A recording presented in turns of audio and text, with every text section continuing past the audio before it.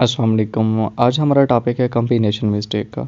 Combination mistake basically ये आप word से भी देख सकते हैं। कॉम्बिनेशन मतलब हमारे पास जितने भी पार्ट्स ऑफ स्पीच हैं वहाँ से जितनी मिस्टेक बन सकते हैं possible her parts of speech से, उन सब को एक जनरली यहाँ पे कंबाइन कर दिया गया है।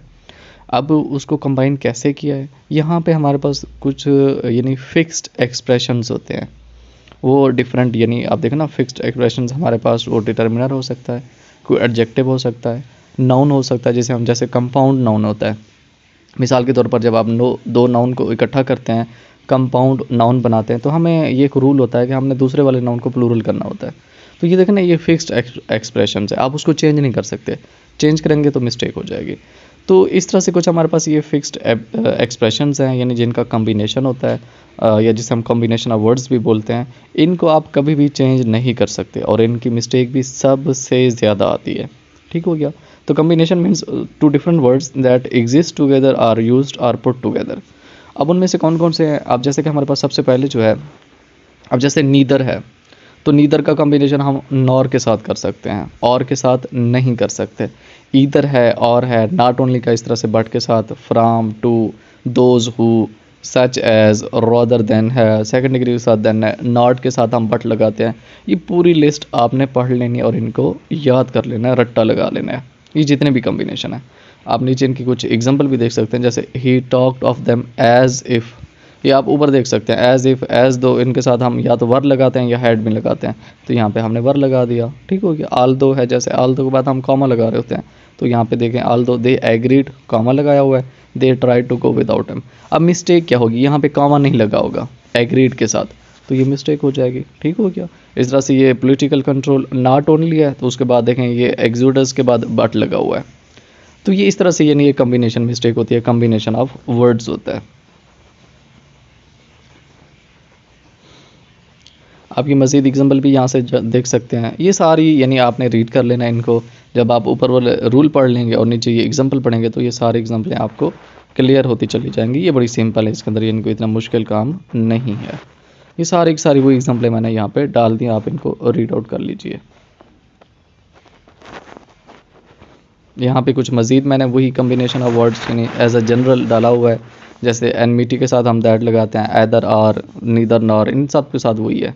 अच्छा, इसके अंदर एक और चीज़ है, ये जो नॉट ओनली है, नॉट ओनली के साथ हम बट, इवन और but also between the sentence लगाते हैं। और नॉट ओनली के साथ बट टू या बट एज वेल हम एंड के ऊपर लगाते हैं। यानी एक सेंटेंस के अंदर अगर हमारे पास पहला कॉम्बिनेशन नॉट ओनली का है, तो जो बट टू होगा या बट एज वेल होगा वो एंड पे लगेगा, सेंटेंस के आखिर में। अब देखें ना, यहाँ से मिस्टेक बन जाएगी। अगर उसने एक सेंटेंस दिया हुआ है और start of sentence not only say है और उसने बट टू या बट एज वेल दरमियान में लगाया हुआ है, तो उसके नीचे अंडरलाइन होगा, वो मिस्टेक होगी। तो इस तरह से इनकी मिस्टेक बनेगी। इस तरह से ये आप लेस्ट सब्जेक्टिव में देख लें, लेस्ट के साथ हम शॉर्ट के साथ वर्ब की फर्स्ट फॉर्म लगाते हैं। सेम दैट होता है, सच एज, सच दैट, ये सारे जितने भी कम्बिनेशन हैं आपने अगेन इनको पढ़ लेना है। हार्डली स्कर्सली के साथ हम व्हेन भी लगाते हैं, बिफोर भी लगाते हैं। ठीक हो गया। एक और चीज़ इसको भी देख लें थोड़ा सा, ये है other than, no other than any other, any one else, any other. तो ये बड़े इंपॉर्टेंट कॉम्बिनेशन है, ये आपको याद होने चाहिए हर सूरत में।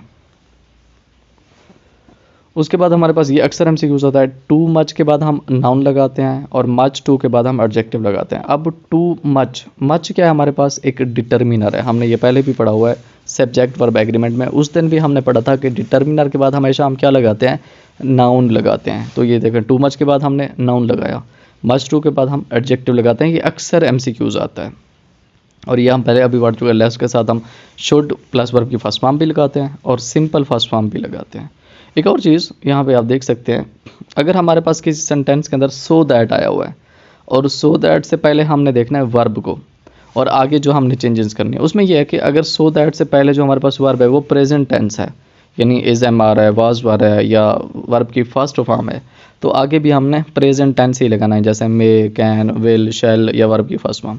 अगर सो दैट से पहले हमारे पास पास्ट टेंस है, तो अब हमने ये मे माइट को, अपना मे कैन को चेंज कर देना है पास्ट के अंदर, माइट, कुड, शुड, वुड, लेकिन वर्ब की अगेन फर्स्ट फॉर्म ही रहेगी, वो चेंज हमने नहीं करनी।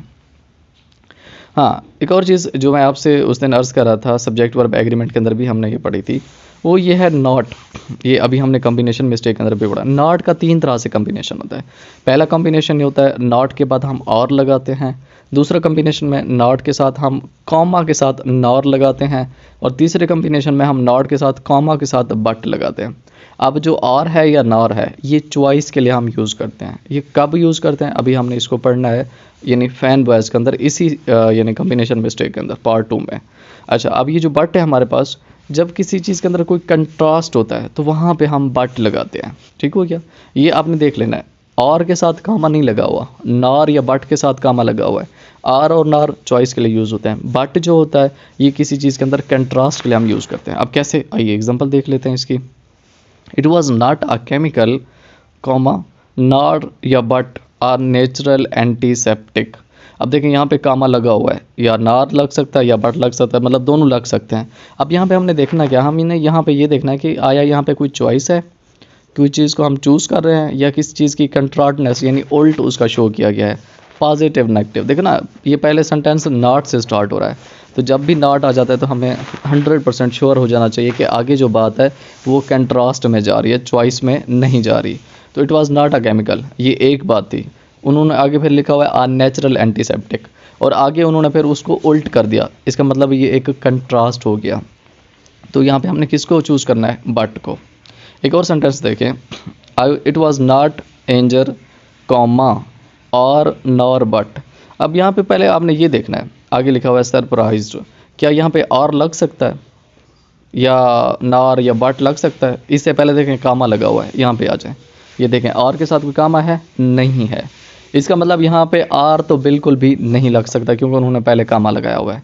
दो चीज़ें लग सकती हैं, या नार लग सकता है या बट लग सकता है। अब नार और बट में से कौन सा लगेगा वो हमने देखना है, यानी इस चीज़ को कि अगर ये सेंटेंस कंट्रास्ट वाला है तो हम बट के साथ कामा लगाएंगे, अगर चॉइस वाला है तो हम नार को लगाएंगे यहाँ पे। तो ये देखिए, it was not anger or surprised.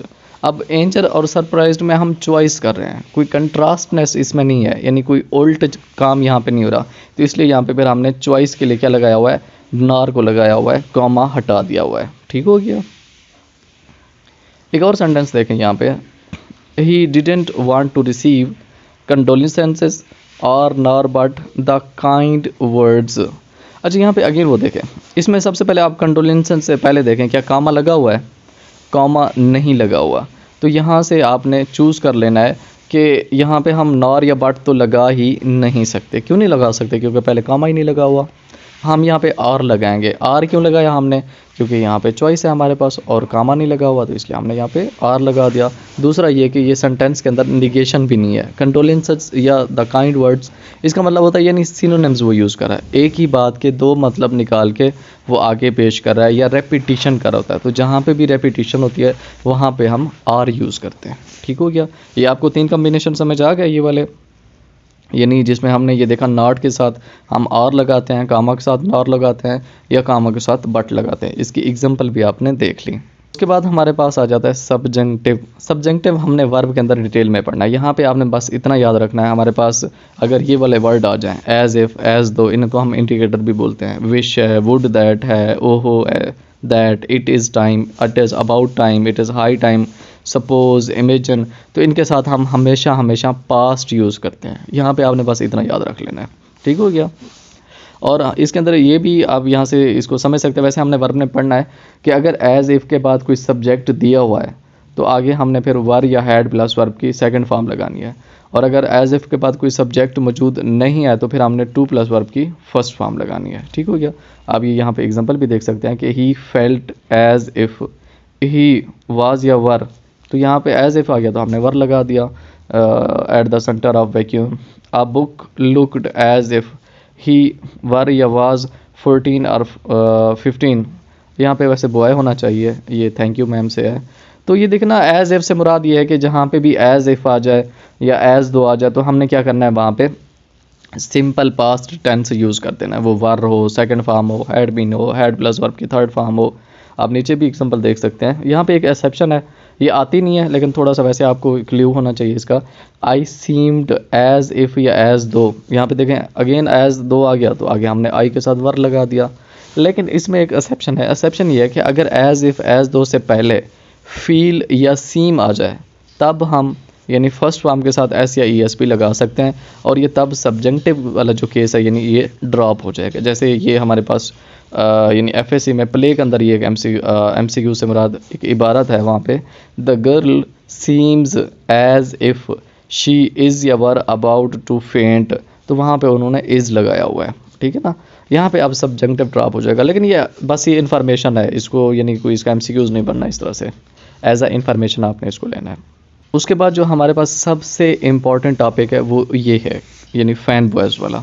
इस फैन बॉयज़ से रिलेटेड यानी जो कि क्लास और फ्रेज़ होता है, पीएमसी ने अपने हर टेस्ट के अंदर 3 से 4 एमसीक्यूज़ इसी फैन बॉयज़ के दिए, यानी जिसके अंदर हम वो टाइप पढ़ते हैं कंपाउंड सेंटेंसेस है, कम्प्लेक्स और कंपाउंड है, या सिंपल सेंटेंसेस है, तो वो सारा का सारा यहीं से था।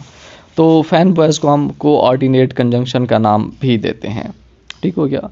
इसमें होता क्या है, देखिए फैन बॉयज़ का काम क्या होता है। फैन बॉयज़ का ये काम है, फैन बॉयज़ जो है वो कनेक्ट करता है वर्ड को वर्ड के साथ, फ्रेज़ को फ्रेज़ के साथ, फ्रेज़ को क्लास के साथ, या क्लास को क्लास के साथ। अब इसमें कब और कैसे क्या क्या होगा इस चीज़ को हमने समझना है। यहाँ पे देखें आप ज़रा, ये है समझने वाली बात ये है कि फ़ैन बॉयज़ से जो हम पहले कॉमा लगाते हैं वो सिर्फ हम एक केस में ही लगाएंगे, जब ये क्लास और क्लास आपस में यानी जुड़ रहे होंगे। फ़ैन बॉयज़ से पहले हम कॉमा सिर्फ इसी एक केस में लगाएंगे जब ये दोनों क्लास को आपस में मिला रहा होगा। बाकी ऊपर वाले जितने भी 3 हमारे पास यानी हैं, यानी अगर फ्रेज़ और क्लास आपस में मिल रहे हैं, या फ्रेज़ मिल रहा है, या वर्ड से वर्ड मिल रहा है, तो हमने फ़ैन बॉयज़ से पहले कॉमा नहीं लगाना। कैसे नहीं लगाना, आइए हम एग्जांपल देख लेते हैं। ये देखें, Della and Jim live in New York. अब यहाँ पे देखा हमारे पास एंड क्या है, फैन बॉयज़ है, तो यहाँ इससे पहले हमने कॉमा लगाया नहीं लगाया। ये क्या था, वर्ड टू वर्ड कनेक्शन था। Number 2, Fleming's often received thanks and made speeches. अब ये दोनों हमारे पास क्या थे, फ्रेज़ थे। फ्लेमिंग ऑफन रिसीव्ड थैंक्स, ये एक हमारे पास फ्रेज़ है, एंड कंजंक्शन आ गया, यानी ये हमारे पास फैन बॉयज़। मेड स्पीचेस, ये दूसरा हमारे पास फ्रेज़ है। तो अब जब ये दो फ्रेज़ों को आपस में मिल रहा है तो भी हमने एंड से पहले यहाँ पे कॉमा नहीं लगाया, यानी फैन बॉयज़ से पहले कॉमा नहीं लगाया। अब हमारे पास है तीसरा, they looked disappointed comma for he had returned empty handed. अब दे लुक्ड अपॉइंटेड डिसअपॉइंटेड, ये हमारे पास एक क्लास हो गई। अब फॉर हमारे पास ये फैन बॉयज़ है, उससे पहले हमने कॉमा लगा दिया। He had returned empty handed, तो ये दूसरी क्लास है। तो कहने का मतलब ये है कि जब दो क्लास आपस में मिलेंगी, ये बड़ा एक इंपॉर्टेंट एमसीक्यूज़ है, ये हमने आगे जो पढ़ना है, ये कंपाउंड कम्प्लेक्स सेंटेंसेस, उसके अंदर आपको फ़ायदा देगा। तो फैन बॉयज़ से कॉमा सिर्फ और सिर्फ हमने एक केस में लगाना है, जब ये दो मेन क्लास को आपस में मिला रहा होगा। अदरवाइज़ हमने कॉमा नहीं लगाना फैन बॉयज़ से पहले, अगर वो कनेक्ट कर रहा है वर्ड और वर्ड को, फ्रेज़ और फ्रेजेस को, या फ्रेज़ और क्लास को, या इनको शफल करके। सिर्फ जब ये दो क्लास को आपस में मिलाएगा तभी हमने इसके साथ कॉमा लगाना है। अब फैन बॉयज़ के अंदर कौन कौन से आ जाते हैं हमारे पास, ये है एफ़ है, एफ़ से फार है, ये किसी पर्पज़ के लिए होता है। एंड है, एडिशन होता है। एडिशन से मुराद ये है कि ये अपने से पहले अगर इससे पॉजिटिव वर्ड है तो इसके बाद भी ये पॉजिटिव वर्ड लेगा, पहले अगर कोई नेगेटिव वर्ड है तो बाद में भी नेगेटिव वर्ड लेगा। नॉर है हमारे पास, ये डिसएग्रीमेंट के लिए होता है, ठीक हो गया। और होता है ये एग्रीमेंट के लिए होता है। अब नार और आर दोनों हमारे पास चॉइस के लिए होते हैं, और जो बट है या येट है ये दोनों कंट्रास्ट के लिए हम यूज़ करते हैं, और जो सो है ये किसी रिज़ल्ट के लिए होता है, ठीक हो गया। तो ये हमारे पास फैन बॉयज़ है। आगे हमने सब्जेक्टिव का टॉपिक देखना है। हमारे पास 5 टाइप के सब्जेक्टिव होते हैं, तो ये कैसे यूज़ होते हैं। अब इनका जो यूज़ होता है फ़ैन बॉयज़ का, ये भी अभी हमने देखना है नेक्स्ट वीडियो के अंदर। Thank you so much.